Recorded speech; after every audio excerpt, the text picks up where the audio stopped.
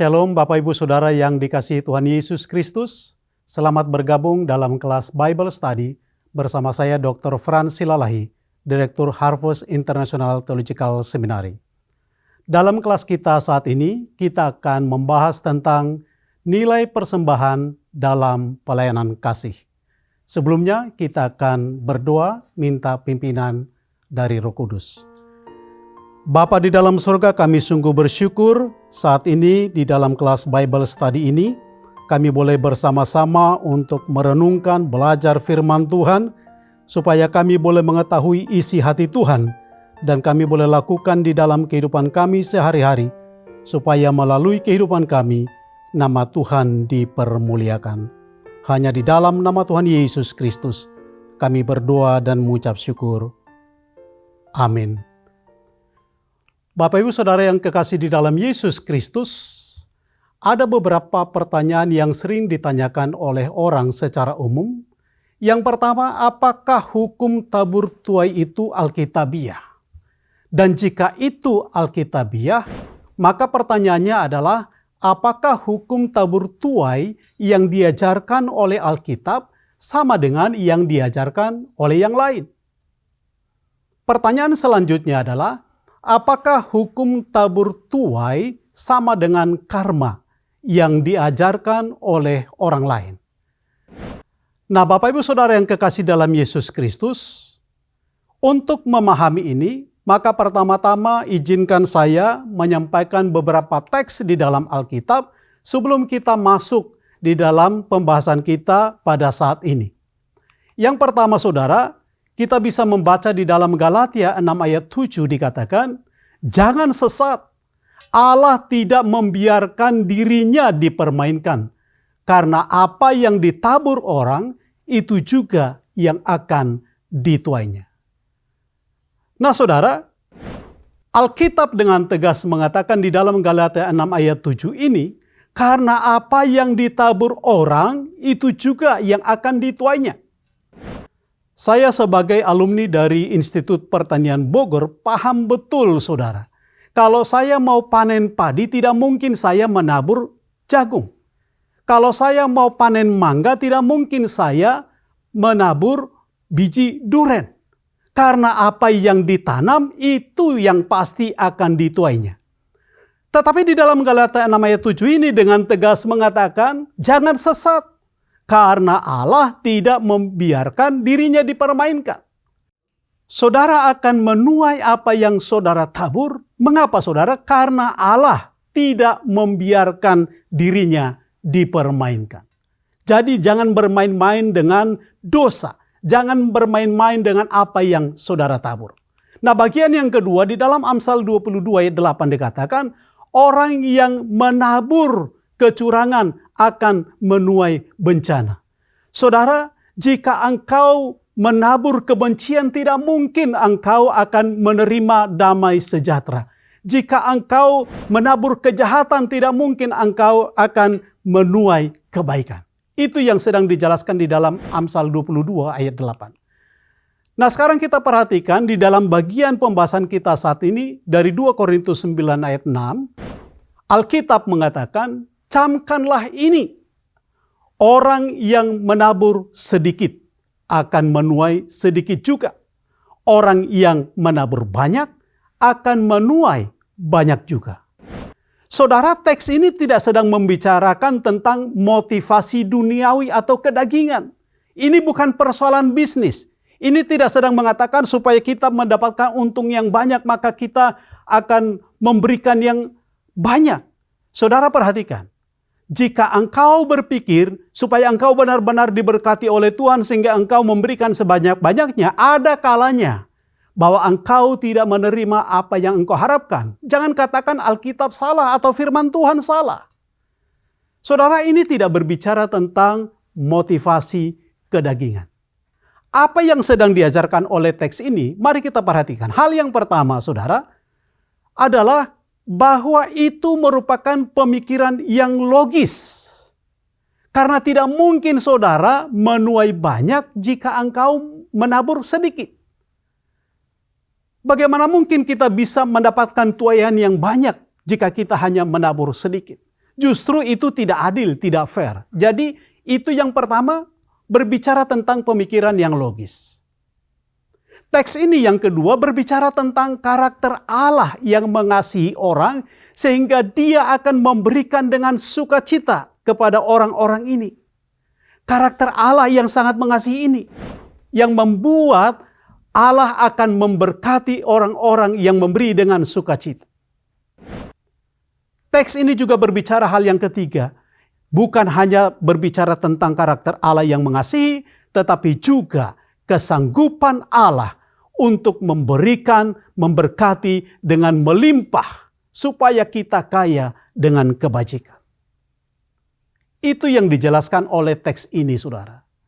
Jadi itu sangat berbeda dengan hukum karma, dengan apa yang diajarkan oleh Alkitab pada saat Alkitab berbicara tentang hukum tabur tuai. Itu pemikiran yang logis, itu berbicara tentang karakter Allah, pada saat yang sama juga berbicara tentang kesanggupan Allah.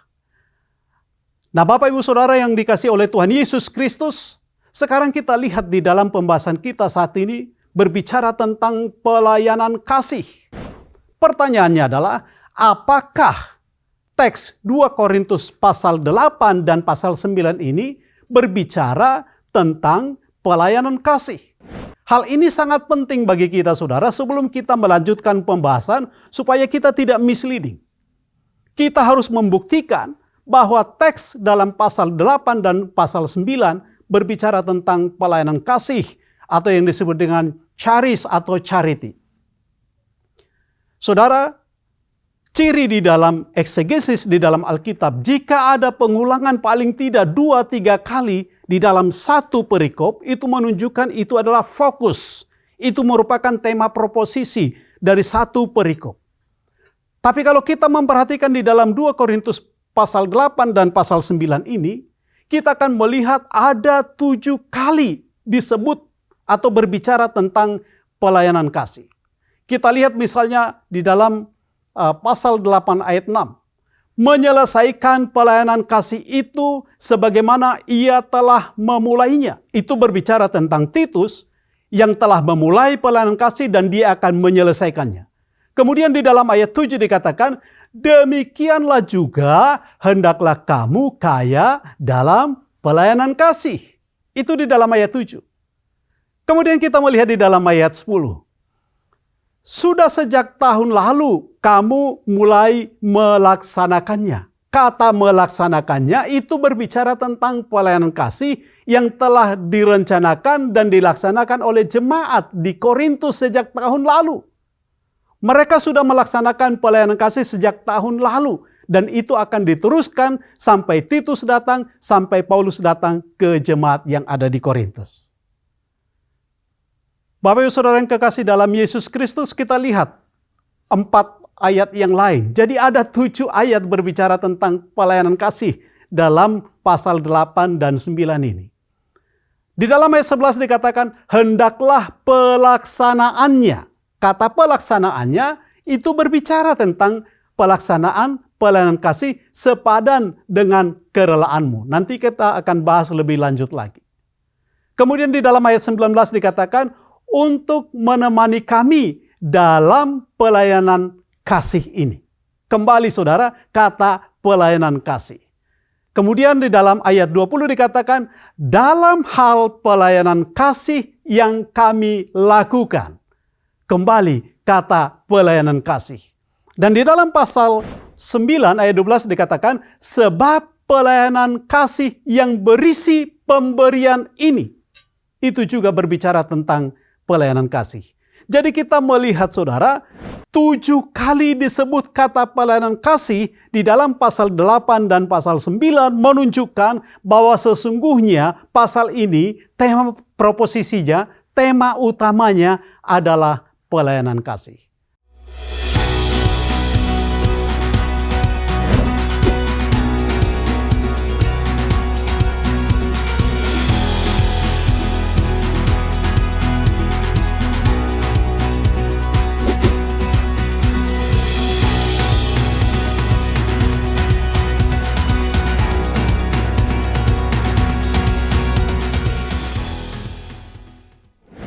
Nah, sekarang kita lihat bagian yang pertama. Kaya dengan kemurahan sehingga memberi melampaui kemampuan. Dari pasal 8 ayat 1 sampai ayat yang kelima. Saudara, bagaimana jemaat yang ada di Makedonia bisa menjadi kaya di dalam kemurahan? Itu semata-mata dikarenakan kasih karunia. Jadi kasih karunia itulah kasih karunia yang dianugerahkan oleh Allah yang membuat jemaat di Makedonia menjadi kaya di dalam kemurahan. Saudara, berbicara tentang kemurahan itu bukan hanya persoalan keinginan untuk memberi, tetapi kata kemurahan di situ artinya adalah bahwa dia memberikan tanpa pamrih, bahwa dia memberikan tanpa mengharapkan imbalan. Kata kemurahan di situ menunjukkan adanya ketulusan hati tanpa mengharapkan imbalan. Kita lihat di dalam pasal 8 ayat 1 dan 2. Kemudian dikatakan bahwa kasih karunialah yang membuat jemaat memiliki sukacita yang meluap walaupun di tengah-tengah penderitaan. Saudara, kalau kita berbicara tentang jemaat yang ada di Makedonia, mereka menghadapi penderitaan sebenarnya bukan dari pemerintahan, tetapi justru dari bangsa-bangsa Yahudi. Tetapi mereka juga hidup di dalam kemiskinan. Tetapi karena penderitaan yang mereka alami dan mereka hidup di dalam kemiskinan, kasih karunia Allah menyanggupkan mereka untuk tetap bersukacita dan memiliki sukacita yang meluap walaupun mereka hidup di dalam penderitaan. Saudara, kasih karunia membuat jemaat menjadi kaya di dalam kemurahan untuk memberi di tengah-tengah kemiskinan. Saudaraku, perhatikan, kemiskinan tidak akan pernah menghalangi orang untuk bisa berbuat baik. Kemiskinan tidak akan pernah menghalangi orang untuk bisa melakukan sesuatu atau memberikan kepada orang lain. Saya teringat kepada satu orang jemaat, seorang nenek saudara yang sudah berusia 75 tahun. Dia seorang penjual dari telur asin. Saya ingat betul, saya melihat nenek itu sudah susah payah berangkat ke gereja. Ketika saya tiba di rumah, saya melihat saudara nenek yang menjual telur asin ini. Dia setiap hari menjual 10 butir telur asin untuk memenuhi kehidupannya yang sangat minim. Dan pada saat itu, dia menyerahkan seluruhnya kepada saya, saudara. Saya katakan, "Nek, kenapa?" Saya sangat bersuka cita dalam ibadah pagi hari ini. Karena itu saya tidak mau menjual telur asin. Saya mau serahkan ini kepada hambanya. Saudara, ada sukacita yang luar biasa. Dan itu dikarenakan kasih karunia. Perhatikan saudara, kasih karunia yang membuat engkau sanggup untuk memberikan di tengah-tengah kemiskinan. Saudaraku, kasih karunia juga membuat jemaat dapat memberikan melampaui kemampuannya. Saudara, melampaui kemampuannya bukan berarti dia memberikan apa yang tidak dia miliki. Tapi melampaui kemampuannya saudara, itu artinya bahwa dia memberikan dibandingkan dengan orang lain jauh melampaui. Saya ingat betul ada seorang anggota jemaat ketika satu gereja membutuhkan dana yang besar saudara. Dan hamba Tuhan menyampaikan dari podium bahwa kita membutuhkan dana yang sangat besar untuk gereja ini. Saya melihat dengan jelas ada segepok uang 100 perak dan paling banyak 1000. Itu semua yang dia miliki dan dia serahkan itu kepada gereja. Kasih karunia dan hanya kasih karunia yang membuat dia dapat memberikan melampaui kemampuannya. Itu yang kita lihat saudara. Sekarang kita melihat bahwa kasih karunia itu juga membuat jemaat memberikan hidup sepenuhnya kepada Allah dan juga kepada pelayanan di jemaatnya. Tanpa kasih karunia, saudara, engkau tidak akan bisa memberikan hidupmu sepenuhnya kepada Allah jika bukan karena kasih karunia. Kita membutuhkan kasih karunia supaya kita menyerahkan hidup kita sepenuhnya kepada Allah. Menyerahkan kehidupan kita kepada Allah untuk dipakai oleh Allah. Itu membutuhkan kasih karunia. Saudara, di dalam Amsal 11 ayat 24 dikatakan, ada yang menyebar harta tetapi bertambah kaya. Ada yang menghemat secara luar biasa namun selalu kekurangan. Saudaraku, ingat ini. Anda tidak akan pernah menjadi miskin hanya karena memberi. Tetapi justru sebaliknya. Ketika kita memberi dengan sukacita, kita akan diberkati oleh Tuhan dengan luar biasa. Artinya apa, saudara? Anda tidak perlu menjadi kaya untuk memberi. Kita harus belajar memberi dan mempercayakan itu kepada Allah yang memberkati saudara secara luar biasa. Bagian yang kedua, saudara, persembahan adalah bagian dari pelayanan kasih diberikan sesuai dengan kerelaan. Itu tertulis di dalam pasal 8 ayat 6 sampai 15. Saudara, di dalam ayat 12 dikatakan, sebab jika kamu rela untuk memberi, maka pemberianmu akan diterima. Itu berbicara tentang acceptable. Kerelaan, willingness, eagerness, readiness, itu menjadi syarat untuk diterima. Saudara perhatikan di dalam teks ini. Di dalam teks disebut di dalam bentuk present subjektif aktif. Artinya apa, saudara? Bahwa pernyataan yang pertama itu merupakan persyaratan di dalam kalimat yang kedua. Jadi, kerelaan itu menjadi syarat pemberianmu itu menjadi diterima dalam pengertian acceptable. Itu yang ditekankan di dalam ayat yang ke-12 ini. Saudara, Heather Adams berkata, "A willingness to give is more important than the amount of given." Dia mengatakan bahwa keinginan untuk memberi itu jauh lebih penting daripada jumlah pemberianmu. Tetapi saya mau mengatakan kepada Bapak Ibu Saudara yang dikasihi oleh Tuhan Yesus Kristus. Jika engkau memiliki keinginan, hasrat yang kuat untuk memberi, engkau pasti akan memberikan yang terbaik. Bukan ala kadarnya atau sekedarnya. Betul bahwa kerelaan, keinginan itu merupakan syarat supaya pemberian kita acceptable.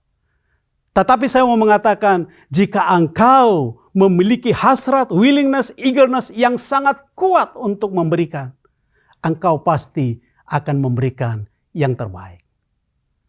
Ada orang yang mengatakan, menyalahgunakan ayat ini. Bukankah Alkitab mengatakan bahwa yang terpenting adalah kerelaan, eagerness, willingness? Betul, saudara, itu adalah syarat. Itu syarat supaya persembahan kita itu acceptable. Tapi saya mau mengatakan kepada saudara, ketika engkau memberikan persembahanmu Rp1.000, Rp2.000, dan Anda mengatakan yang penting saya rela. Saudara, saya mau mengatakan, ada kalanya persembahanmu kepada Tuhan merupakan penghinaan kepada Tuhan. Engkau mengatakan kerelaan, tapi itu adalah penghinaan. Bagaimana engkau menyamakan persembahan kepada Tuhan dengan pemberian kepada seorang pengemis Rp1.000, Rp2.000? If you have desire, jika engkau memiliki hasrat keinginan yang kuat, tidak mungkin engkau memberikan itu. Itu harus saudara perhatikan dengan baik-baik. Nah, sekarang kita masuk di dalam bagian yang ketiga, saudara. Persembahan sebagai pelayanan kasih mendorong kebersamaan antara hamba Tuhan dan juga jemaat. Kita fokus di dalam pasal 8 ayat 16 sampai ayat yang ke-24. Saudara, kata bersama-sama di dalam ayat 22 di sini itu menggunakan kata kerja indikatif aorist aktif. Apa artinya, saudara? Indikatif aorist aktif. Kalau Anda perhatikan kata dasarnya sumpempo itu dari kata verb indikatif aorist aktif itu sunepem samen, itu artinya bahwa itu sungguh-sungguh dilakukan. Aorist indikatif. Memang benar-benar nyata dilakukan. Itu bukan wacana. Itu bukan planning. Kata kerja verb indikatif aorist aktif ini artinya, saudara, secara aktif itu merupakan tindakan nyata yang aktif yang membutuhkan kesatuan hati. Saudara, banyak orang bisa beropini tentang kesatuan hati. Banyak orang membuat perencanaan tentang kebersamaan. Tetapi karena kata kerja verb indikatif aorist aktif digunakan di dalam teks ini, itu artinya mereka sudah melakukan itu dan terus melakukan itu secara aktif dan itu sungguh-sungguh terjadi. Saudaraku, suatu ketika terjadi musibah kebakaran di salah satu desa di daerah Banten dan kami menyebarkan lewat WhatsApp group kepada orang-orang yang kami kasih, kepada jemaat. Dan apa yang terjadi? Dalam 1 kali 24 jam, bantuan sudah datang melebihi dari yang kami butuhkan. Bahkan para jemaat masih terus bertanya, bantuan apa lagi yang dibutuhkan? Bantuan apa lagi yang dibutuhkan? Saudara, saya mau mengatakan, ini merupakan contoh yang dimaksud dengan verb indikatif aorist aktif itu. Itu ada tindakan yang nyata. Jadi ada kebersamaan, bersama-sama sepenanggungan, mau melakukan yang terbaik, mau menolong orang lain. Jadi saudara, di dalam pelayanan kasih terjadi kebersamaan, bersatu antara hamba-hamba Tuhan dengan jemaat-jemaat.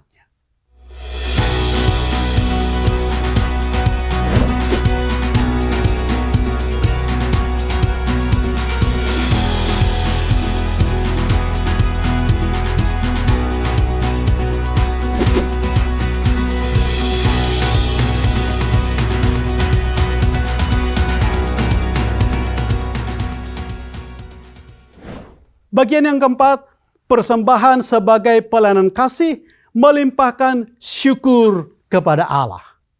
Pasal 9 ayat 1 sampai 15. Saudara, kita akan melihat ini hal yang luar biasa. Ketika dikatakan persembahan kasih itu merupakan atau melimpahkan syukur kepada Allah, kita akan melihat ada 3 kata kerja yang sangat penting dan yang terpenting karena mereka sama-sama menggunakan kata verb present participle aktif. Kata verb present participle aktif ini menjadi sangat penting. Karena itu menunjukkan ada 3 kata kerja verb yang digunakan di sini yang dilakukan dan memberikan dampak secara bersama-sama. Yang pertama dikatakan di situ mencukupkan, prosana ploreusa, dari kata dasar prosana plero. Ini mencukupkan keperluan kebutuhan orang-orang kudus. Jadi saudara, pelayanan kasih itu berguna supaya bisa mencukupkan kekurangan keperluan kebutuhan orang-orang kudus. Saudara perhatikan, verb present participle aktif ini di poin yang pertama kata mencukupkan juga memiliki verb present participle aktif di dalam kata yang kedua, yaitu melimpahkan. Anda perhatikan kata verb present participle aktif ini dari kata dasar periseu yang kata bentuknya di dalam present participle aktif adalah periseusa. Artinya apa saudara? Bersama-sama selain mencukupkan juga melimpahkan ucapan syukur kepada Allah. Jadi persembahan kasih selain memberikan kecukupan kepada jemaat juga melimpahkan ucapan syukur kepada Allah. Nah, yang ketiga di sini saudara, bahwa persembahan kasih itu juga untuk memuliakan Allah. Di sini juga menggunakan kata verb present participle aktif. Anda perhatikan, dexazontes itu berasal dari kata dexazo. Itu artinya memuliakan Allah. Dan 3 bagian penting ini saudara, ketika kita melakukan pelayanan kasih secara bersama-sama, itu memberikan kecukupan kepada jemaat. Yang kedua, itu adalah membuat melimpahkan ucapan syukur dan memuliakan Allah. Dari kata kerja yang kita lihat tadi, yaitu verb participle itu saudara, artinya bahwa pelayanan kasih ini memberikan dampak sekaligus. Ketika saudara menunjukkan pelayanan kasih kepada jemaat, itu bukan hanya mencukupkan kebutuhan jemaat, tetapi juga melimpahkan syukur dan juga memuliakan Allah. Karena itu di dalam bentuk present, maka itu secara terus-menerus setiap hari. mencukupkan, melimpahkan, dan memuliakan Allah.